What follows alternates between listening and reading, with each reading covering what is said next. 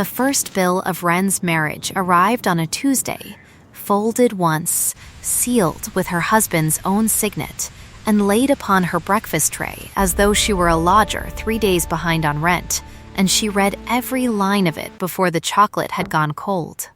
She did not push the tray away. She did not ring for the maid to take it. She did not let her face do anything at all. Harrow Hall, in the 11th month of her marriage, wore its usual expression of magnificent indifference, the kind great houses learn from great families, the kind that lets a woman weep in a room 40 feet long without the plasterwork so much as flinching. The corridor outside her chamber ran the length of a portrait gallery in which none of the painted faces belonged to her. Ancestors in armor and lace who had never once needed to count their own candles, and the windows along that gallery looked out over lawns scythed into a green so perfect it seemed to have been invoiced itself. Keep, that was the word the clerk had chosen, printed at the top of the page in a hand too tidy to belong to a man who meant any cruelty by it, though cruelty rarely announces its authorship. For the keep of her grace, the Duchess of Harrow, it read, and beneath that, heading a column of figures marched down the page with the discipline of soldiers, lodging, coal, candles, the laundering of 3 gowns, a length of gray mending thread purchased in September, tea, keep. She turned the word over once in her mind and set it down, the way one sets down a stone too smooth to be accidental. Around her shoulders, against the permanent chill that Harrow kept even in its finest rooms, she wore the one object in the house that seemed to know her name. A shawl of moss-gray wool, hand-knitted, darned twice at the left elbow in thread that did not quite match. The kind of thing a duchess was not meant to need, and certainly not meant to be seen wearing over a nightgown at 8:30 in the morning. It had been her mother's. It was, by any accounting the ton would recognize, worth nothing at all. She ran her thumb along the darned patch the way another woman might touch a locket, and without ink or paper, working the sum silently while the footman waited by the door for instruction, she found the clerk's error in the second column, a shilling wrongly carried in the Duke's favor, and corrected it in her head before she had finished her tea. No one saw her do this. That, too, was familiar. No bell rang to mark the insult. No servant paused in the corridor to register that something irrevocable had occurred. Outside, the gardeners went on raking the same gravel they had raked the morning before, and the sun, with no sense of occasion whatsoever, rose exactly on schedule over a house that had just informed its own mistress she was a debt. The marriage itself was 11 months old and had been arranged, as such things so often are, at a distance from anything resembling affection, brokered across a dining table by men who called it prudence, and meant it as rescue on one side and acquisition on the other. Ren's father had died owing money he had never intended to owe, the sort of debt that accumulates quietly behind a gentleman's smile until it can no longer be hidden behind one. And her uncle, Edmund Calloway, had inherited both the debt and the niece in the same season, and had found, in the widowed Duke of Harrow's need for an heir and general disinclination to court anyone with feeling, an elegant solution to both problems at once. Uncle Edmund had called it a triumph. He had said so at the wedding breakfast twice, loudly enough for the back tables to hear, and he had said it again in a letter that arrived at Harrow a month later, requesting, with the particular warmth reserved for people about to ask for money, whether Wren might see her way to a small advance against her allowance, given the family's continuing difficulties, and given, he wrote, how fortunate she was to want for nothing now. The words sounded affectionate. The pressure beneath them was not. Wren had sent what she could and said nothing to her husband about it, because saying so would have required admitting that she had married into a house where affection was rationed more carefully than coal, and she had not yet found the sentence that would let her say such a thing without it sounding like complaint. And complaint, she had learned early and thoroughly, was a luxury afforded to women who had somewhere else to go. A house does not ask its foundation whether it minds being stepped on. It was her mother who had taught her that, not in those words, but in the shape of a life spent making do, in hands that were always working, always mending, always finding one more use for a thing other women would have thrown away. Wren remembered those hands more clearly than she remembered her mother's face, remembered them by candlelight, turning the very shawl she now wore over and over to catch the last of the good light, drawing a needle through a worn elbow with the patience of someone who believed against all visible evidence that care multiplied rather than depleted. A thing well mended, her mother used to say, setting the last stitch and holding the shawl up to the window as though presenting it at court, is stronger at the seam than it ever was whole. She had said it so many times that the words had stopped sounding like advice and started sounding like weather, a fact of the household climate rather than an opinion anyone had chosen to hold. And Wren had carried the sentence with her the way she carried the shawl itself, folded small, close to the body, useful precisely because no one else wanted it. It is a peculiar mathematics that governs great houses, one in which a woman's usefulness and her worth are kept in entirely separate ledgers, and only one of those ledgers is ever shown to her. The bill, Wren understood by the second reading, was not truly about coal or candles at all. It was about a rumor, and the rumor had a shape she recognized before she even traced it to its source, because she had heard, 3 weeks earlier, through a door left carelessly ajar in the east wing, the particular tone a house takes on when it is discussing you and does not know you can hear. She had been carrying linen at the time, an unglamorous errand that had placed her, entirely by accident, outside the small parlor where Lady Seraphina Vane took her chocolate each morning with the Dowager Duchess, and she had frozen there, arms full, and listened to her own voice being quoted back to her in a shape she did not recognize. What she had actually said, weeks before that, to her uncle, in a letter she had believed private, was this, that she had not married the Duke of Harrow to be loved, only to be safe, and that she considered this an honest bargain and intended to keep her half of it faithfully. She had written it as a small, guarded kindness to herself, a way of surviving a marriage built on other people's arithmetic. Lady Seraphina, who had wanted very much to be the one safety was arranged for, and who had somehow come into possession of the letter's contents through channels Wren never fully traced, had repeated the sentence to the Duke with one crucial amendment, removing the word safe and leaving in its place only money. So that what reached Griffin Ashworth, Duke of Harrow, was the report that his wife had told her uncle she had married him for his fortune and felt no particular obligation to pretend otherwise.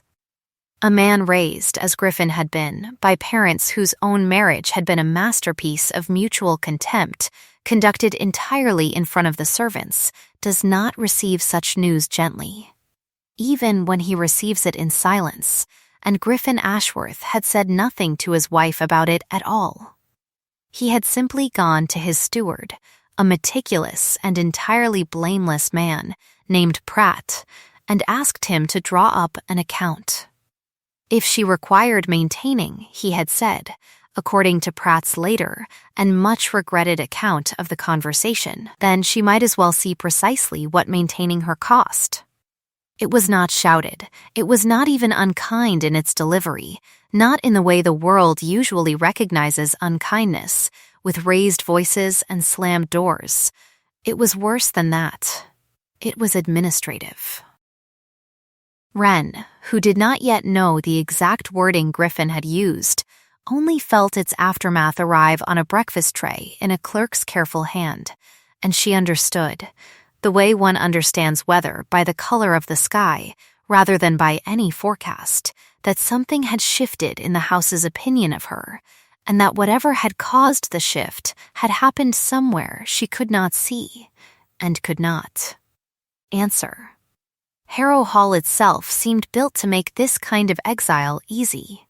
It was an old house, older than the dukedom it now housed, with a scarred stone keep at its western corner that predated every gracious room added since, a squat, windowless tower the family no longer used for anything but storing broken furniture and the kind of family portraits too unflattering to hang, and Wren had taken, in her 11 months there, to walking past it on her rare turns about the grounds and thinking that she understood it better than she understood any of the gilded rooms behind her, because the keep, too, had been built only to hold things and had never once been asked whether it wished to.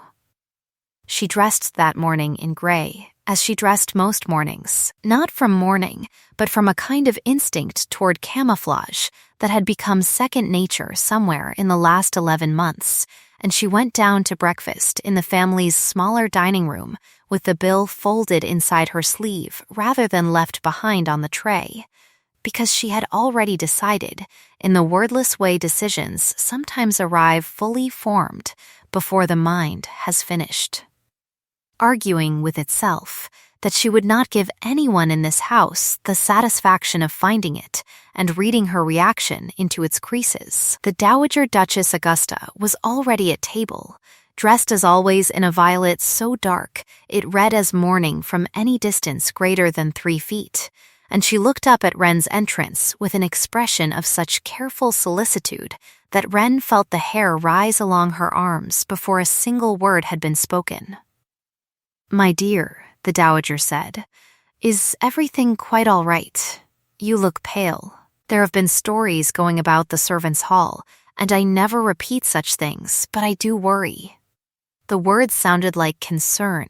The pressure folded inside them was not, and Wren, setting her cup down with a steadiness she had to manufacture from nothing, replied that she was in excellent health and grateful for the Dowager's attention, which was, she added, more thorough than she had any right to expect. It was not an accusation. It sounded, to anyone listening, like gratitude. It was not gratitude, and the Dowager's mouth tightened by exactly the width of someone who has heard her own weapon returned to her, with the pin still in it, though the room, being mostly empty at that hour, did not witness the exchange. And so it cost Wren nothing, and gained her nothing beyond the private, wordless satisfaction of a woman who has, once again, declined to bleed where anyone could see. Lady Seraphina arrived some minutes later in blue silk, the color of a summer sky that had never once known rain, jewels at her throat that caught the morning light and threw it around the room as though light itself were a possession she had acquired, along with the rest of her fortune, and she took her seat with the particular grace of a woman who had never in her life worried whether a chair would be offered her.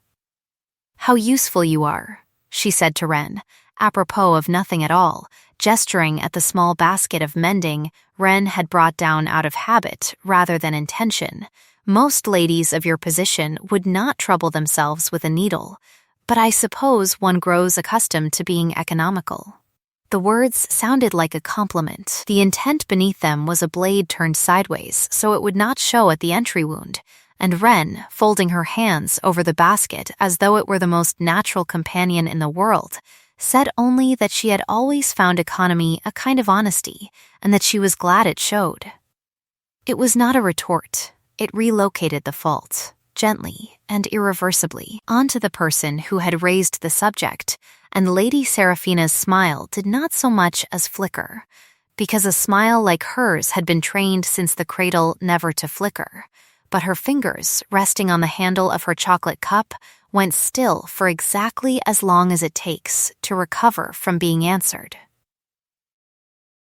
There is a particular kind of power available to a woman with no power at all, and it consists entirely of refusing to hand her enemies the reaction they have paid for, and Wren had grown, in 11 months, quietly expert in its use, though expertise of that kind earns no applause and leaves no mark anyone else can read. She spent that morning, as she spent most mornings, in the small, unglamorous work of keeping a great house from noticing its own disorder, correcting an error in the linen inventory that the housekeeper had missed, resolving a dispute between two under-gardeners over whose fault it was that a hothouse pane had cracked, quietly returning to its proper drawer a piece of silver that a departing guest had, whether by theft or absent-mindedness no one would ever determine, carried 3 rooms too far. No one saw her do any of this either. That, too, was familiar, and there is a particular, patient loneliness in being the load-bearing wall of a house that believes itself to be standing on its own. It was not until the candles were lit that evening, in the long gallery where the family gathered before supper beneath the unblinking regard of ancestors who had never had to earn their place among them, that Wren finally saw her husband, and she watched him for the length of 3 full breaths before he noticed she had entered the room. Because Griffin Ashworth, Duke of Harrow, had a stillness about him that most men mistook for coldness, and that Wren had begun, against her own better judgment, to suspect was something closer to armor. He was not a large man, nor an especially handsome one by the standards the portraits around him kept insisting upon, but he had a way of occupying a room without appearing to claim any part of it, a quiet that other men's voices seemed to arrange themselves around rather than through, and when he finally turned and saw her standing near the door with her basket of mending still, absurdly, tucked under one arm, something crossed his face too quickly to be named and was gone before she could decide whether she had imagined it. "Your Grace," he said, which was what he always called her, a title rather than a name, precise and correct and entirely without warmth, and she answered, "Your Grace," in the same coin. Because 2 people who did not yet trust each other with anything softer had settled, without ever discussing it, on formality as the only language safe enough to share. He did not mention the bill. She did not mention it either. It sat between them for the length of the entire evening like a third guest neither of them would name, and it was only much later, after supper had ended and the family had dispersed to their separate wings of the house the way water finds its separate channels, that Wren understood the bill had not been an accident of correspondence at all. That Griffin had known precisely what he was sending and to whom, and that whatever had prompted it had wounded him first, before it had ever reached her, though she would not learn the shape of that wound for some time yet. What she noticed instead, in the days that followed, was smaller and stranger than any confession would have been. She noticed that he had begun to appear in rooms she occupied at hours that could not entirely be explained by household business, that he lingered by the library door on the evening she sat mending a torn cuff by firelight, rather than summoning a maid to do it, that his eyes, which she had always assumed, simply did not see her, followed the movement of her needle with an attention that had nothing administrative about it at all. It is a peculiar experience, being watched by a man who has just billed you for your own existence, and Wren did not know whether to read it as cruelty continuing under new cover or as something else entirely, something she was not yet permitted to name, because naming it would have required a hope she could not currently afford. By the following evening, the household had learned of the bill in the way households learn everything, which is to say, without anyone ever admitting to having told anyone else, and by the evening after that, the story had traveled beyond Harrow's walls entirely, carried on the tongues of guests who had come for a card party, and left with something far more entertaining to discuss. The card party itself Wren would remember afterward in fragments, the way one remembers a fall rather than the ground that caused it, candlelight thick and gold across the long drawing room, the particular hush that settles over a crowd the instant it senses that something is about to be said which someone else will regret. Lady Seraphina's voice pitched just precisely to carry to the card table nearest the door, without appearing to be raised at all. "One does hear the most extraordinary things," she said, laying down a card with theatrical unconcern, "that a certain gentleman in this very room has taken to invoicing his own wife for the privilege of his roof." One must admire the creativity. It was not universal laughter that answered her, but it was enough, a ripple of amusement that moved through the room the way wind moves through a field, bending every head the same fractional degree, and Wren, standing near the fire with her hands folded in front of her, did not turn. She did not lower her head. She did not give the room the satisfaction of watching her face for damage. Instead, she said, in a voice pitched to carry exactly as far as Lady Seraphina's had, that she was grateful for a husband careful enough to keep such thorough accounts, since so few gentlemen troubled themselves to know the value of anything at all, and the room's laughter this time turned, not entirely, not even mostly, but enough, a fraction of it curving back toward Seraphina instead. Because a truly good line, delivered without a single crack in its courtesy, is very hard for a room to resist rewarding, even when the room does not fully understand why it wants to.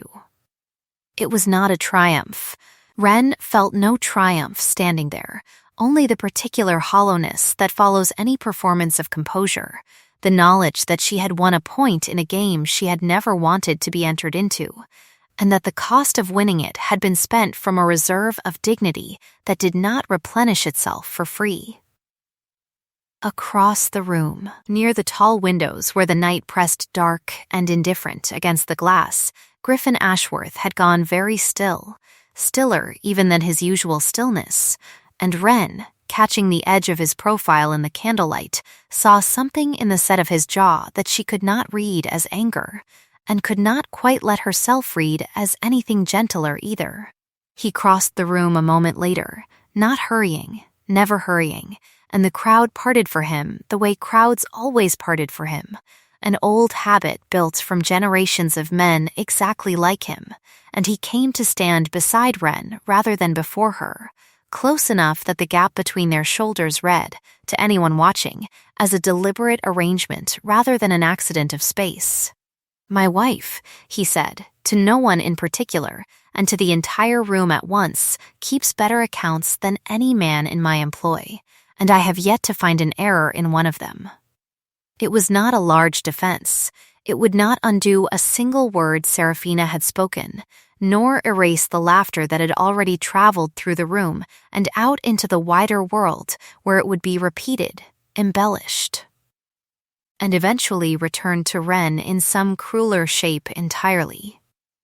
But it was public, and it was his, and it was the first time in 11 months that Griffin Ashworth had spent any of his own considerable social capital on her behalf, where anyone could see him do it, and Wren, standing beside him, with her hands still folded and her face still arranged in perfect composure, felt something move beneath her ribs that she refused, on principle, to call hope. Not admiration, not yet. Only the faint, unsettling recognition that she had been noticed, and that being noticed by a man like Griffin Ashworth was not the same thing as being safe. The candles guttered once in a draft from the open door, and steadied again, and somewhere beyond the windows a single dog barked twice at nothing and fell silent, and the party, indifferent as parties always are to the wounds it has just witnessed, resumed its cards and its wine and its low, contented murmur as though nothing at all had happened. Because nothing had, not by the standards the world used to measure such things, only a woman's dignity nearly broken and, at the very last moment, quietly, publicly, defended. In the days that followed, the household settled into a new and uneasy rhythm, the kind that follows any small earthquake, everyone moving a little more carefully across floors they had previously trusted, without thinking. Lady Cecilia, Griffin's younger sister, newly returned from a stay with cousins in the north, found Wren in the small morning room 3 days after the card party and sat across from her without invitation, in the manner of someone who had decided, some time ago, that formality between them was a waste of both their time. "You let them think you don't mind," Cecilia said, watching Wren's needle move steadily through a hem that did not, strictly speaking, need mending at all. "I don't know whether that's the wisest thing I've ever seen or the saddest." Wren did not look up. "It is neither," she said. "It is simply the only thing available to me." Cecilia was quiet for a moment, turning a ring on her own finger. And then she said, with the particular gentleness of someone about to say something the listener cannot yet rebut, that her brother had not slept properly in 3 nights, that Pratt had reported him twice reviewing the household accounts long after any sensible man would have gone to bed, checking figures that did not, by any measure the steward could determine, actually require checking. "Make of that what you will," Cecilia said, rising and smoothing her skirts. "I certainly have."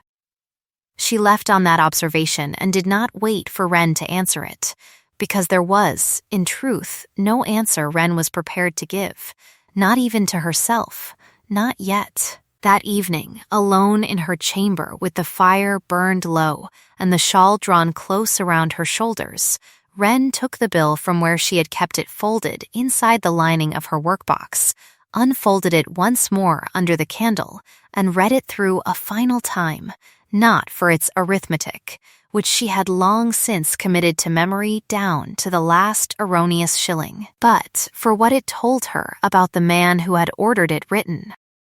A lesser woman, she thought, turning the page toward the light, might have burned it or wept over it, or carried it to her uncle as proof of injury requiring redress.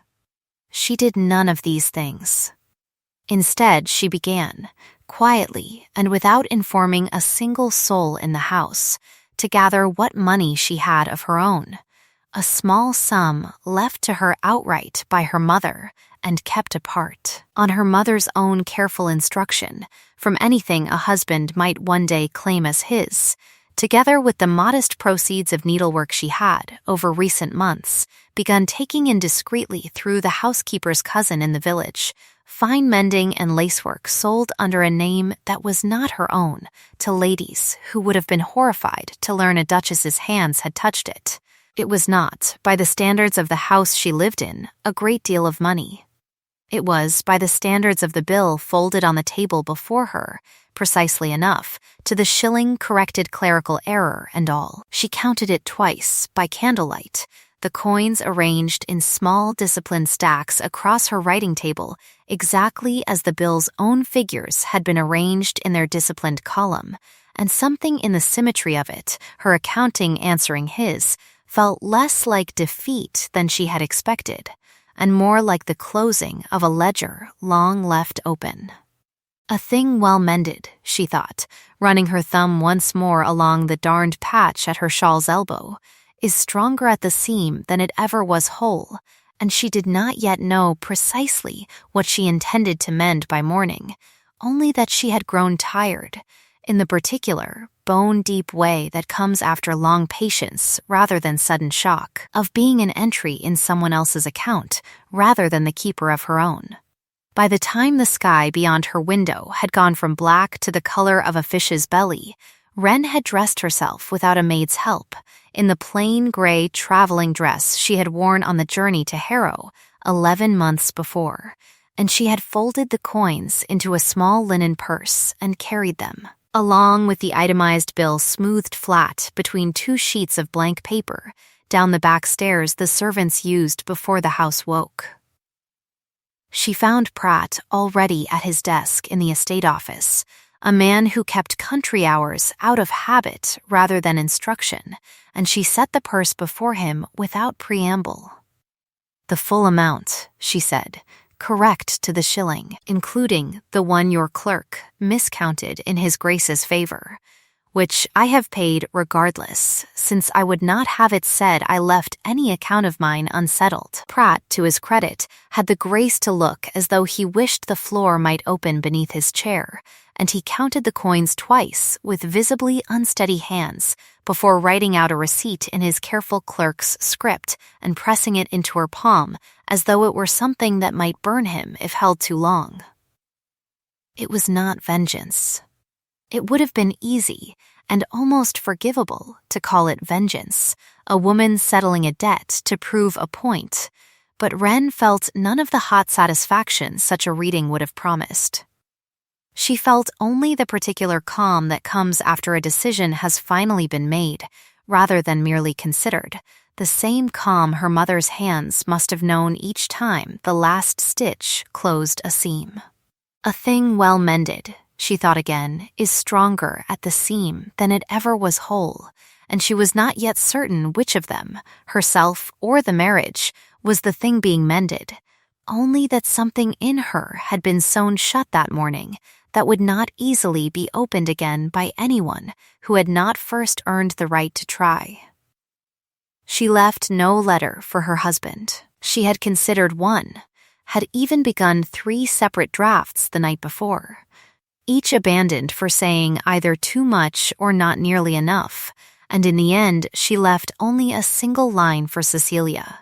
folded and addressed in a hand she trusted not to be read by anyone else before it reached its destination. Thanking her for a kindness that had cost her nothing to give and had meant, to its recipient, considerably more than nothing. She took the shawl. She left everything else that had been given to her since her marriage, every gown, every jewel, every trinket purchased on the household account, folded and returned to its proper drawer with the particular tidiness of a woman closing a ledger she did not intend to reopen, keeping only what had been hers before Harrow had ever laid claim to her, which amounted, in the end, to very little, and to everything that mattered. The gravel of the front drive was cold and silver with dew as she crossed it, and the house behind her, lit only at its lowest windows where the servants had begun their morning fires, watched her go with the same magnificent indifference it had worn the morning the bill arrived. No lamp lit in her honor, no door thrown open in protest. Only the gardener's rakes already resting against the hedge where they had been left the night before, waiting for hands that would return to them regardless of who came or went through the gates above. She did not look back at the keep, the old squat tower at the western corner that she had so often thought resembled her more than any other stone in that house, though she felt its shadow on her shoulders the whole length of the drive, the way one feels a gaze one cannot quite locate. By the time the sun cleared the eastern hills in earnest, gilding the wet grass into something briefly, uselessly beautiful, Wren Calloway, who had been, for 11 months, Duchess of Harrow in name and stranger in every practical sense that mattered, was gone, and the house she left behind woke to a morning exactly like every morning before it, the same fires laid, the same silver polished, the same indifferent sun rising on schedule over a household that had lost, without yet knowing how to measure the loss, the only person in it who had ever balanced its accounts for nothing but the quiet satisfaction of a column that came out even. It was Pratt who told Griffin, an hour later, standing in the doorway of the estate office with the receipt still in his hand, as though uncertain whether to surrender it or keep it as evidence of something he could not yet name, and Griffin Ashworth, Duke of Harrow, listened to the full account, the exact sum, the corrected shilling, the empty drawer of returned gowns, without his face changing by any measure a lesser observer might have caught. He went up to her chamber alone, sending even his own valet away with a single look that required no words to enforce, and he stood for a long moment in a room that had been swept as clean of her presence as though she had never occupied it at all. The bed made with the particular precision of someone who did not expect to need it made for her again. The small writing table bare of everything but a folded receipt, waiting, squared exactly to the table's edge, as though even in leaving she could not resist the instinct to leave a thing properly accounted for. He picked it up. He read it twice, though there was nothing in it that required a second reading, only figures and a signature and the flat, factual record of a debt discharged in full, and something moved behind his eyes that no one in the room was present to witness, because the narrator, who knows a great deal about Griffin Ashworth that his household does not, chooses in this instance to withhold it. The way Griffin himself had spent a lifetime withholding everything that might have cost him something to reveal. What can be reported, because it was witnessed, is that he did not summon a horse that morning, though every instinct in the house that later discussed the matter agreed he must have wanted to, and that he instead went down to breakfast and ate nothing, and answered his mother's careful questions about the Duchess's whereabouts with a courtesy so total it amounted to a wall, and that he spent the remainder of that day and the 2 days following it shut in the estate office with account books that did not, by any measure Pratt could determine, actually require his attention. Not grief. It would have been too simple and too generous to the story the house wished to tell itself, to call it grief. It was something colder and more private than grief, the particular stillness of a man discovering, too late by his own reckoning, that he had spent 11 months mistaking a woman's silence for indifference, when it had in fact been the only shape her dignity was permitted to take in a house that had never once asked what she might have said given room to speak. The Dowager Duchess, for her part, professed herself shocked, though the shock did not prevent her from remarking, within Cecilia's hearing, that perhaps it was for the best, that a woman who left so easily could hardly have been attached in the first place, and Cecilia, who had grown considerably less patient with her mother's particular gift for turning cruelty into concern, replied only that she supposed some women left easily, and some women were simply the last to be asked whether they wished to stay, and left the room before the Dowager could construct a suitable answer. Lady Seraphina Vane received the news with an expression of appropriate sympathy arranged so carefully over her satisfaction that only someone looking for the seam would have found it. And she found, in the weeks that followed, considerably more reason to call it Harrow than she had troubled herself to invent in months. Blue silk and easy laughter-filling rooms that had briefly, uncomfortably, learned to notice quiet. Meanwhile, 2 days' ride to the south, in a market town called Wickmere that Wren had chosen for no better reason than that the mail coach happened to be going there, a woman calling herself Mrs. Wren Sorrel, her mother's maiden name resurrected for the occasion, took lodgings above a draper's shop and set about the business of being entirely unremarkable. It suited her better than 11 months of being remarkably unwanted ever had. She rose early, worked late, and found, in the fine needlework that had once been a secret shame conducted through a housekeeper's cousin, a trade that paid honestly and asked nothing of her but skill she had never lacked, and the women of Wickmere, who knew nothing of dukes or bills or accounts kept in clerks' careful hands, valued her for precisely the thing Harrow had priced and found wanting: the steadiness of her hands and the quiet reliability of her word. Let them talk, she thought more than once, watching the coach from the north arrive and depart without incident, carrying with it whatever version of her departure the ton had by now settled on as truth. There would be talk regardless. There always was, for women who left and women who stayed both, and she had learned, somewhere in the long accounting of the last 11 months, that the crowd which watches a woman fall is rarely the crowd that troubles itself to watch her rise again, and that this asymmetry,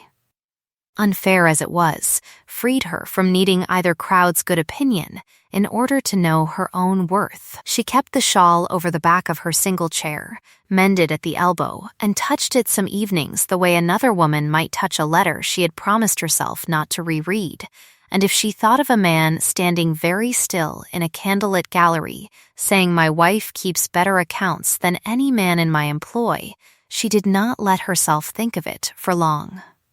Because hope unfed does not so much die as go quiet, and quiet, she had learned, could be survived. It might have ended there, a story of dignity purchased at the cost of a marriage neither party had chosen, and neither party, in the end, had fought hard enough to keep.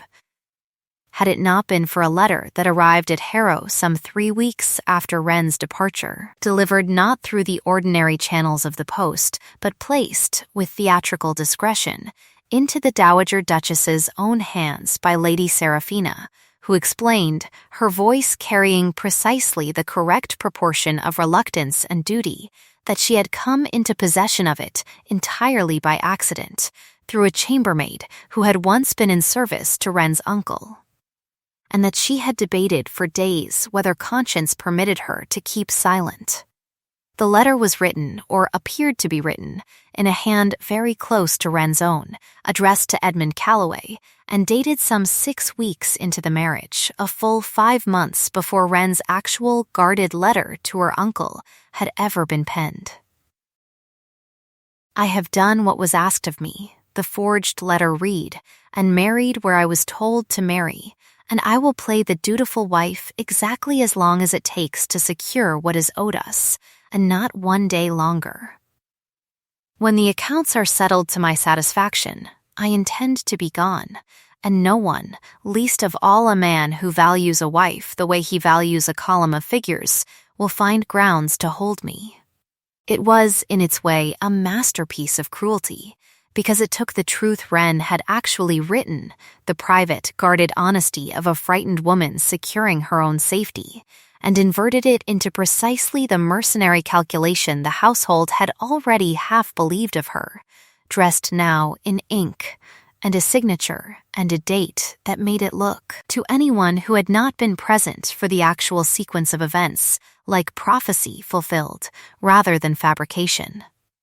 The dowager, who wanted very much to believe it, because believing it absolved her of any obligation to have treated her son's wife with more warmth than she had, carried it directly to the family solicitor, a precise, cautious man named Aldous Finch, who arrived from London within the week and explained, in the careful language solicitors reserve for delivering ruin, that a letter of this nature, demonstrating premeditated fraud in the inducement of marriage, could, if its authenticity were accepted, provide grounds not merely for scandal, but for the settlement itself to be contested, the dower rights revoked. And, should the matter proceed to its most severe conclusion, the marriage set aside entirely as having been entered into under false pretenses, a ruling that would leave any future issue of the union, should Griffin ever remarry and produce an heir under such a cloud,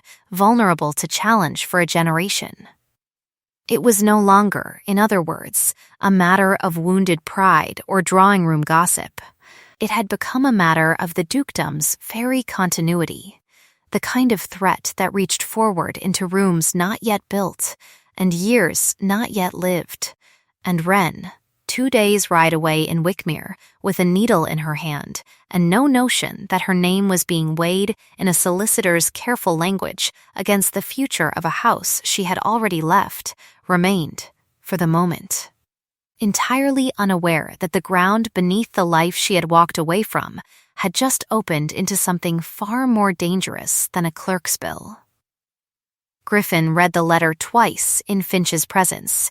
in the same estate office where he had once ordered an account drawn up that he would spend the rest of his days regretting, and something in his stillness this time was not the stillness of a man absorbing a blow, but the particular tension of a man refusing, against considerable pressure, to accept a story simply because it had arrived dressed as fact. "It does not sound like her," he said finally, and Finch, who had not known the Duchess personally, and therefore had no standing to argue the point, asked mildly how His Grace could be certain, given how briefly the marriage had allowed them to become acquainted.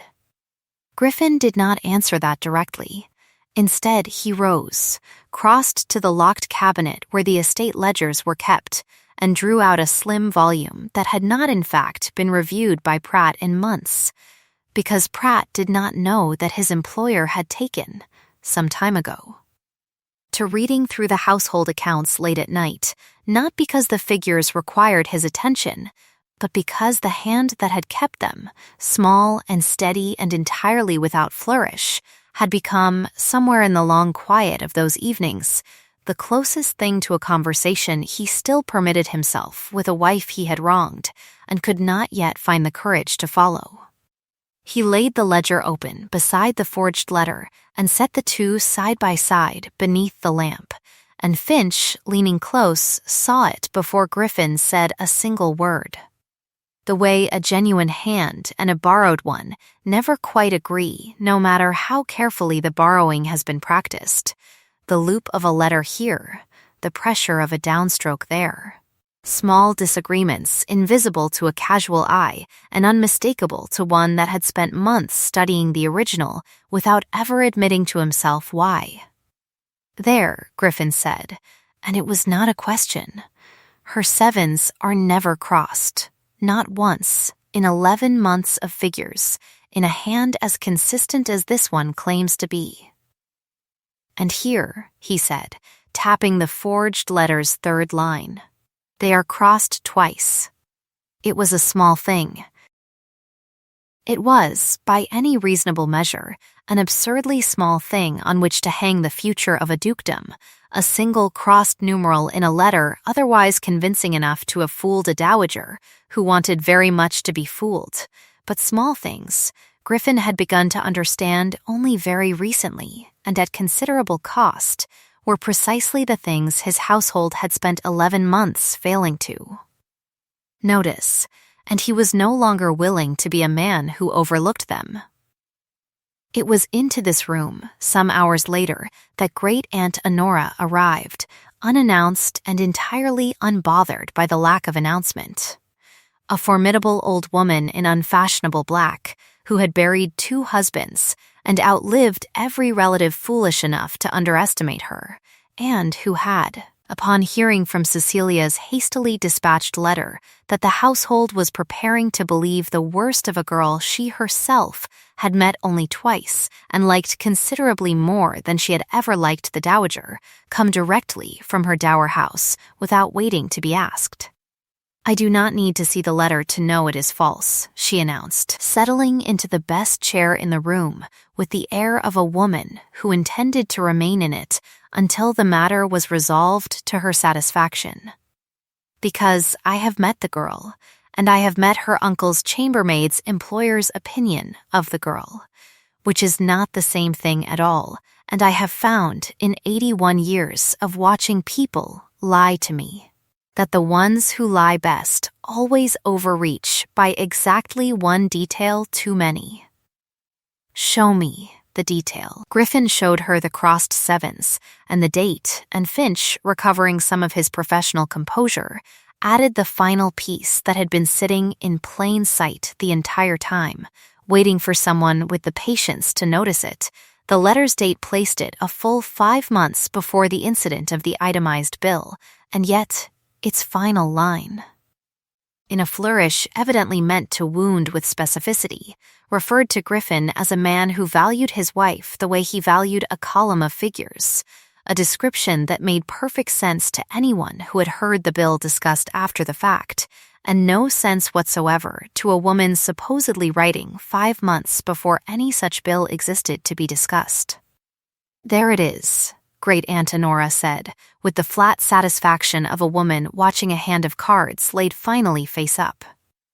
Whoever wrote this knew about the bill and did not know, or did not trouble to remember, that the bill had not yet been sent when the letter claims to have been written.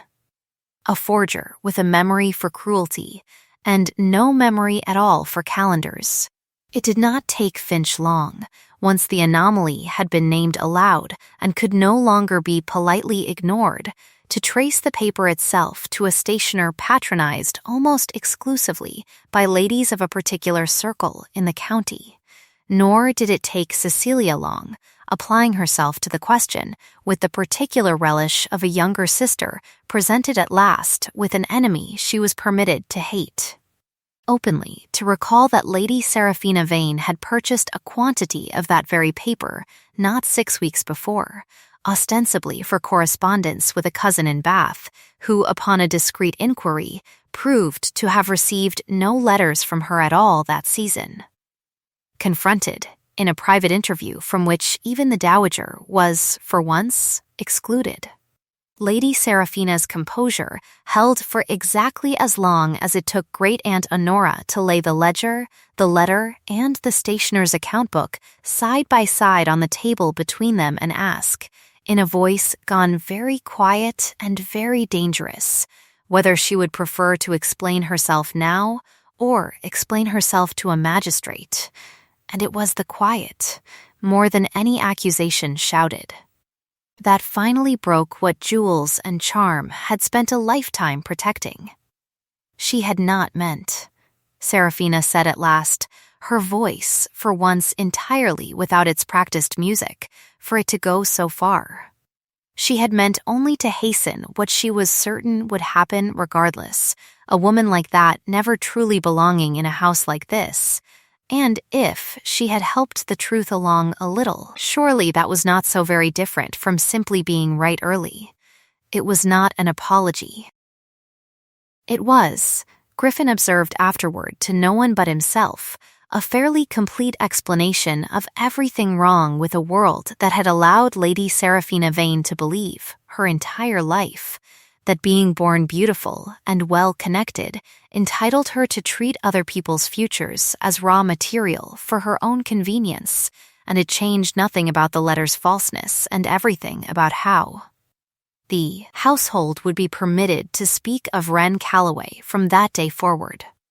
The Dowager, confronted with proof she could no longer politely decline to see, did not apologize either, not directly, being a woman for whom apology had never been a fluent language, but she was noticeably absent from the drawing room for several days afterward, and when she next appeared, she did not raise the subject of the Duchess's whereabouts again in anything but careful, correct terms, which was, from a woman of her temperament, very nearly a confession.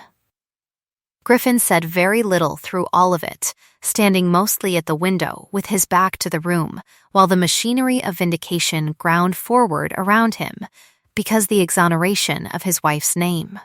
satisfying as it was, had done nothing to touch the deeper account he owed her, the 11 months of silence, the bill itself, sent not by Seraphina's hand, but by his own, out of a wound he had let fester rather than simply asking her, once, plainly, whether the words reported to him had ever actually left her mouth. He was. Great-Aunt Honora informed him, with the bluntness 81 years had earned her the right to deploy, a considerable fool, though not, she allowed, an unusual one, since most men mistake silence for strength directly up until the silence costs them something they cannot buy back. You will go to her, she said. Not because the letter is answered and the ledger is clean, though it is, but because a debt like the one you have run up with that girl does not clear itself with a solicitor's letter of retraction. It clears with your own face in front of hers, and every ugly thing you have never said, said plainly, in a room with no household to overhear it and soften the saying. He left within the hour, taking no valet and no announcement, riding south toward a market town he had never had occasion to visit, under a sky that had spent the whole of the afternoon thickening from pale gray to the color of a bruise, the wind coming up cold and insistent off the moor in a way that made the horses toss their heads, and the few travelers still on the road hurry toward whatever shelter they had left to reach, and by the time Wickmere's first scattered lights came into view against the deepening dark, the storm that had been gathering all day along the western hills had begun, at last, to break. The storm broke over Wickmere in earnest, as Griffin swung down from his horse outside the draper's shop, rain coming sideways off the moor in sheets that soaked through his coat, before he had crossed 10 feet of cobblestone, and he stood for a moment in the flooded street, looking up at the single lit window above the shuttered shopfront, the way a man looks at a door he has spent 3 weeks rehearsing how to knock on, and still does not know how to open. He had not sent word ahead. He had told himself, riding south through the worsening weather, that this was because there had been no time. The letter and its unraveling having consumed every hour since Great-Aunt Honora's instruction, but the truer reason, which he allowed himself only once the horse was stabled and the stairs were in front of him, was that he had wanted. After 11 months of formal address and correct distance, to arrive as exactly what he was, unannounced, undignified, and entirely without the armor of his own household to hide behind. The stairway up from the draper's side door was narrow and smelled of wet wool and lamp oil, and he climbed it slowly, not from hesitation exactly, though hesitation was certainly present, but because some part of him understood that a debt as large as the one he had come to pay could not be settled by arriving too quickly. Wren heard the stairs before she heard the knock, a tread too heavy and too deliberate to belong to Mrs. Aldous, the draper's wife, who occupied the room below and climbed those same stairs a dozen times a day, without ever once announcing herself so carefully. And she set down the mending in her lap, a child's torn pinafore belonging to a family 3 doors down, and rose to open the door already half certain, in the particular way the body sometimes knows things the mind has not yet permitted itself to believe, who she would find on the other side of it. He stood in the doorway soaked through, hat gone somewhere on the road, his dark hair plastered flat and rain running from his jaw in a steady thin line, and behind him the storm lit the narrow street once in a flat white flash before thunder rolled in low over the rooftops, and for a long moment neither of them said anything at all, because there is a kind of silence that exists only between two people who have finally run out of formal words and have not yet found the honest ones to replace them. "Your Grace," he said at last, and it took Wren a moment to understand that he had used her title only to hand it back to her, deliberately, the same coin returned with the debt marked paid, and she stepped back from the door not because she had decided to let him in, but because her legs had simply made the decision before the rest of her caught up, and he crossed the threshold into a room barely large enough to hold a bed, a chair, a small table, and the single trunk she had carried south with her, and he stood dripping onto Mrs. Aldis's clean floorboards, with the particular helplessness of a man who has arrived somewhere important and finds that all his careful rehearsal has abandoned him the moment it was needed. "I did not come to bring you home," he said, which was not the sentence he had practiced, and she watched something in his face register that fact even as he said it. "And I did not come, because Finch has cleared your name in London, and the letter that nearly ruined you has been shown for exactly what it was, a forgery bought on stolen paper by a woman who mistook cruelty for cleverness. Though that is also true, and you should know it. Those were not the reasons."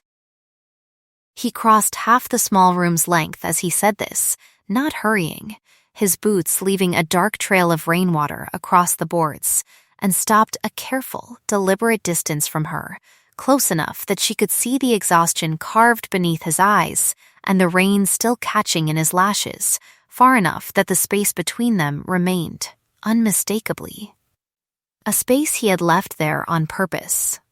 "I did not come because a dukedom requires an heir born without a cloud over his mother's name," he went on, "though that too is true, and my solicitor would tell you it is reason enough on its own, reason enough for most men in my position to have sent a letter instead of a horse." "I did not come," he said. And here his voice, which had begun the speech in the same terse, correct register she had known for 11 months, dropped its last careful edge entirely, shedding the authority it had always worn the way a man sheds a coat too heavy to carry any further. because it was expected of me, or because it would look well, or because a wife who leaves a duke before dawn is a scandal a careful man moves quickly to contain. I came, he said, and his hand lifted, not to touch her, only to gesture at the small room around them, the mending in the chair, the shawl she had left folded across its back, the whole modest, dignified architecture of a life she had built for herself out of nothing he had given her. Because in 3 weeks without you, I discovered that I had spent 11 months mistaking your silence for indifference when it was, every day of it, the only shape of survival a house like mine had left available to you, and I would rather stand here soaked to the skin and be told to leave than spend one more night in that house pretending the account between us is settled, when the truth is I am the one still in your debt, and have been since the morning I let a clerk write the word "keep" at the top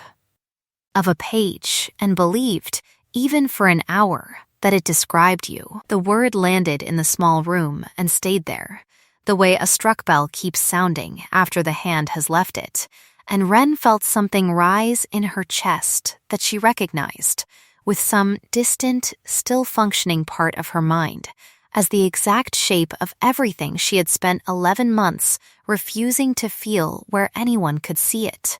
and she did not let it show yet. Not fully. Because the habit of 11 months does not dissolve simply because the man who taught it to her has finally arrived to unteach it. You said I kept better accounts than any man in your employ, she said, and her voice, when it came, was steady in the particular way that costs a great deal to keep steady. You said it once, in a room full of people who had just laughed at me, and it was the kindest thing anyone in that house had said to me in 11 months, and I have thought of it more times than I am willing to admit, and it was still not enough, Your Grace, because a woman does not build a life on the one generous sentence a man spends when convenient. I do not intend to be an entry balanced only when it is politic to balance me. It was not cruelty, it was the plain accounting of a debt genuinely owed, delivered without heat, and Griffin absorbed it the way a man absorbs a true thing he has been waiting, with something like relief, for someone brave enough to finally say to his face, and he did not defend himself against it because there was no defense available that would not have cheapened what she had just told him. You are right, he said. You have been right about nearly everything since the day you arrived at Harrow, and I noticed almost none of it until you were already gone, and I am not here to ask you to forgive 11 months in a single evening, because I do not think forgiveness offered that quickly would be worth having. I am here because I would rather know exactly how far I have to earn my way back than spend one more day guessing, and because I have discovered, somewhere in the last 3 weeks, that a house the size of Harrow can hold 40 rooms and a family portrait gallery 4 generations deep and still be smaller, immeasurably smaller, than one room above a draper's shop with you in it.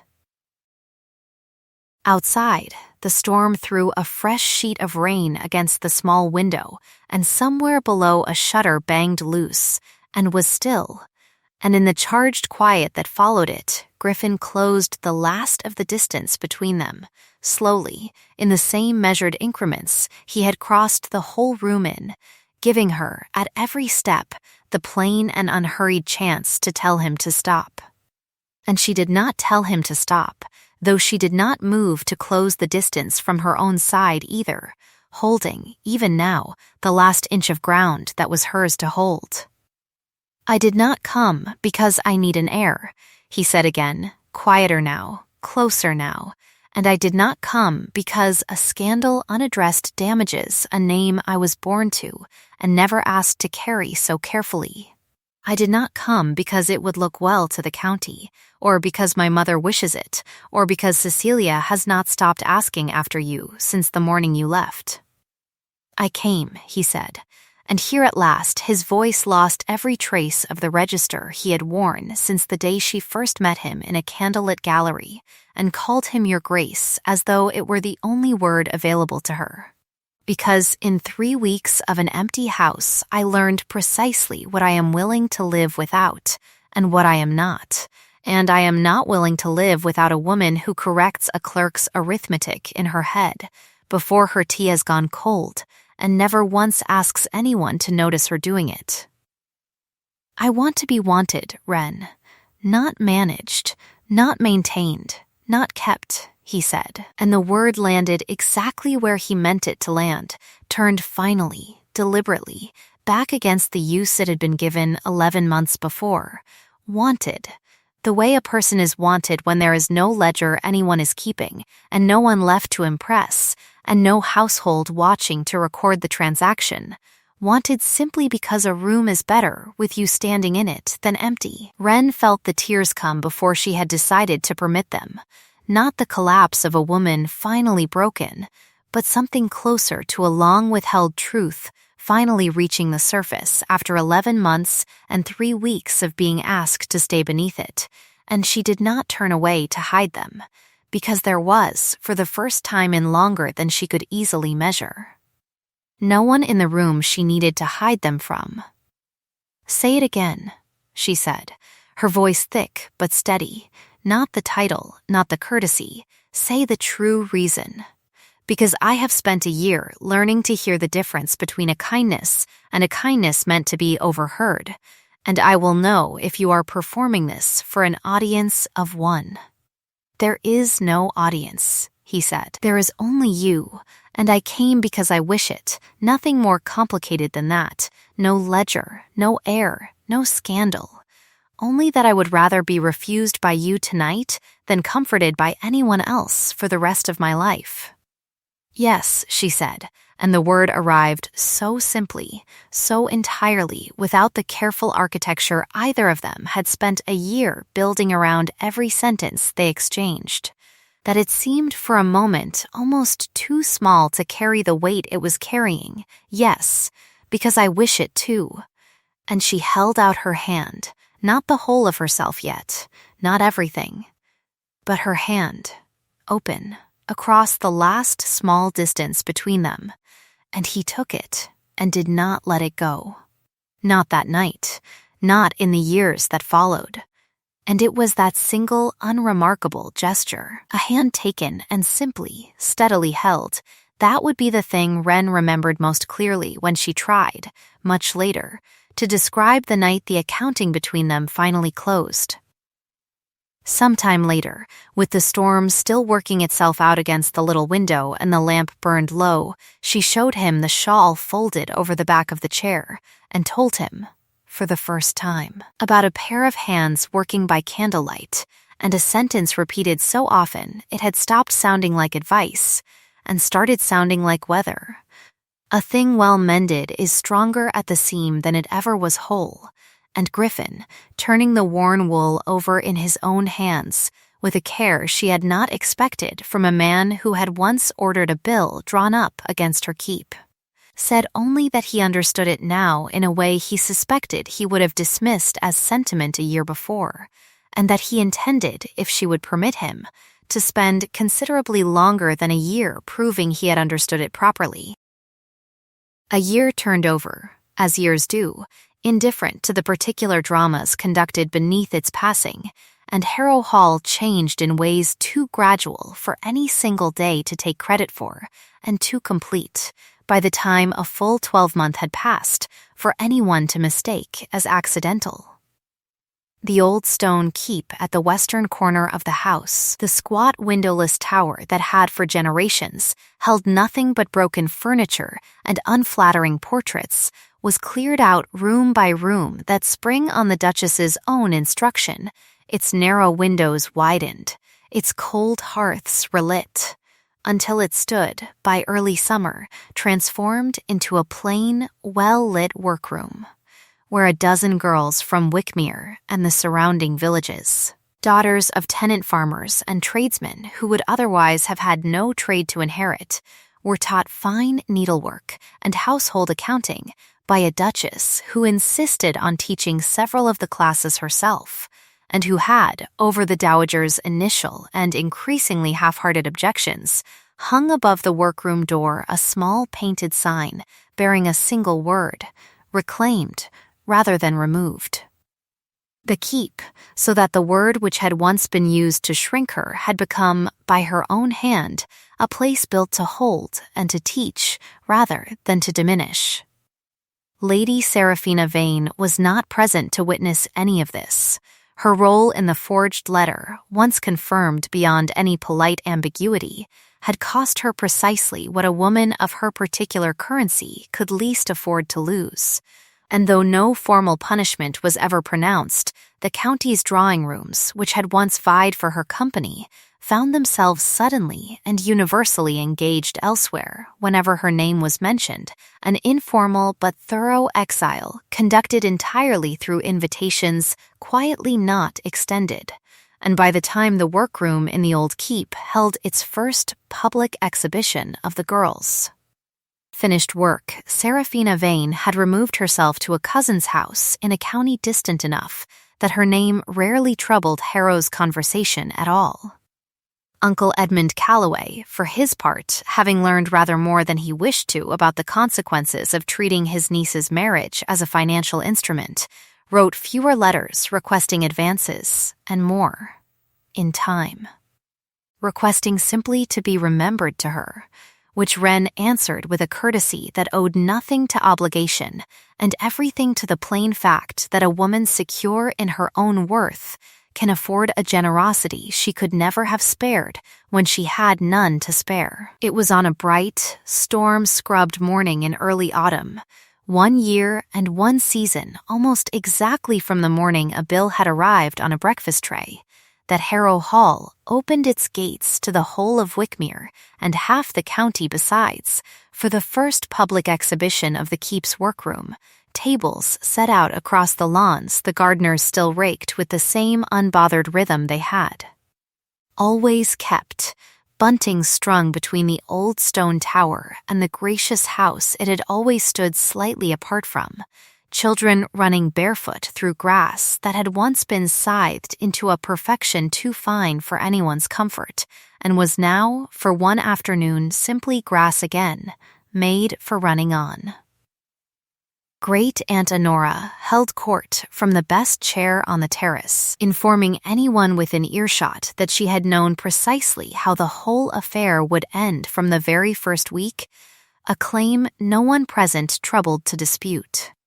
Since disputing Great Aunt Honora had never once, in 82 years, proven a productive use of anyone's afternoon.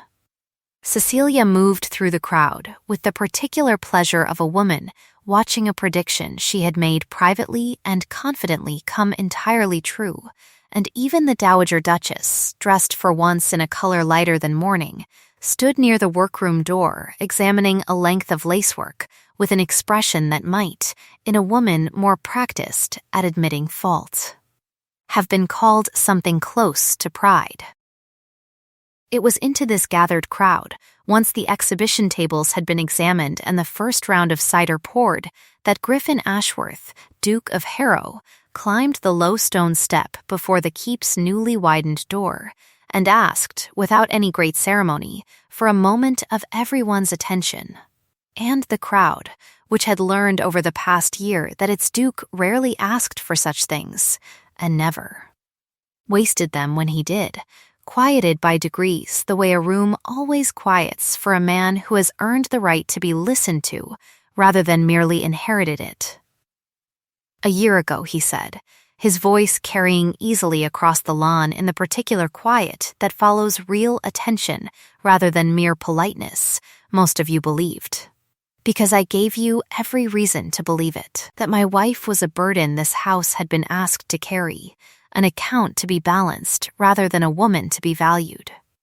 I believed something very close to that myself, for longer than I am proud to admit, and I stood in front of some of you, in a gallery not far from where you are standing now, and let a young woman defend herself with more grace than I had shown her, because I did not yet have the courage to defend her myself. He paused, and the crowd, Wren among them near the edge of the terrace with the mended shawl, worn now more from sentiment than necessity, draped light across her shoulders against the early autumn air, did not stir, did not shift, held itself in the particular collective breath a crowd holds when it senses it is about to hear something true.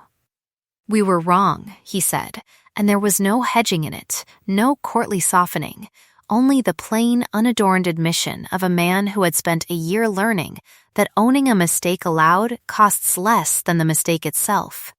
Every one of us who thought her quiet meant she had nothing worth saying was wrong, and every one of us who mistook her economy for a lesser kind of worth was wrong. And every one of us, myself first among them, who believed a woman's value could be entered as a column of figures and totaled at the bottom of a page, was wrong in a way I hope none of us is ever permitted to forget. "She is," he went on, and here his voice, still carrying, still steady, softened into something the crowd had rarely, if ever, heard from him in public. "The most quietly capable woman I have known, competent in 100 small ways this house never once thought to thank her for. She is honest in a way that cost her dearly before it ever profited her, having told the truth about her own heart to a man who was not yet ready to deserve hearing it. And she is kind in the particular, demanding way that asks nothing in return. The kind that teaches a dozen girls a trade in a tower that once held only broken furniture, because she believed, long before any of us did, that a thing thought useless only wants the right hands to find its use again. I do not know what our daughters will inherit from this house," he said, and here a small, unguarded warmth moved through the crowd at the frank domestic honesty of it. "But I know I want them to inherit her patience, her arithmetic, her refusal to let anyone's cruelty go unanswered, while somehow never once returning cruelty for cruelty. And if this house remembers anything of the two of us 100 years from now, I would rather it remember that than remember a single figure from a single foolish bill I am not likely to ever be permitted to forget." The applause that followed was not universal in the sense that every voice in the crowd raised itself with identical enthusiasm, because crowds are never so simple as that, but it was genuine, rolling in from the terrace and the lawn and the open door of the keep itself, where several of the workroom girls had gathered to listen, hands still busy with half-finished lace. And it built rather than faded, the way real feeling builds when it has finally been given honest permission to show itself, until even the Dowager Duchess, standing near the door with her lacework forgotten in her hands, found herself clapping along with a warmth she would not, a year before, have believed herself capable of producing. Wren did not move through the crowd to reach him. She had learned, in the 2 years since a bill first arrived on a breakfast tray, that dignity does not require haste, and so she crossed the lawn slowly, past the tables of exhibited needlework, past Great Aunt Honora's satisfied nod, past Cecilia's bright, unguarded smile,